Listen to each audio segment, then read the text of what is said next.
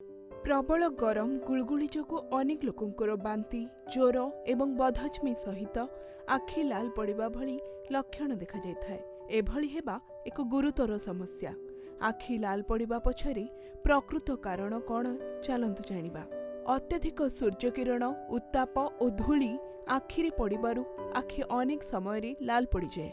डाक्तरंक मतरे बढ़ुथिबा तापमात्रा आखिरे सीधा सड़ख सूर्यकिरण पड़िबा धूली एलर्जी जीवाणु वायरल संक्रमण कारणरू अनेक लोकंकर आखि लाल पड़ी जाए। आखि लाल पड़ुथिले किंबा पोड़ुथिले एथिरु रक्षा पाइबा पई बरफ पैक प्रयोग करि परिबे।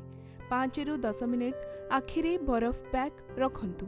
एहा द्वारा आपणकु आराम मिलिबो। तथापि आखिरे हाथ लगाइबा पूर्वरु भल भाबरे प्रथमे हाथकु परिष्कार भाबे धोइबाकु जमा भी भूलिबे नाही। आखिर शुष्कता समस्या को एड़ाइबा पाई दिन सारा पर्याप्त परिमाणर पानी पीबा जरूरी, जहा फलरे शरीर हाइड्रेट होई रही थाए।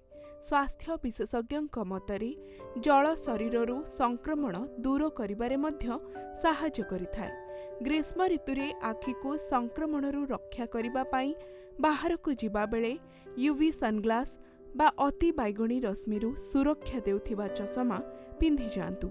एहा सूर्य किरण एवं धूलिरू आखि को सुरक्षित रखिबो।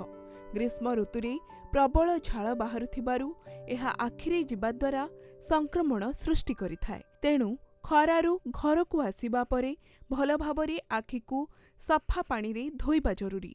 एहा सहित आखि को ठंडा पानी रे धोई किछि कोल्ड क्रीम लगाई परिबे।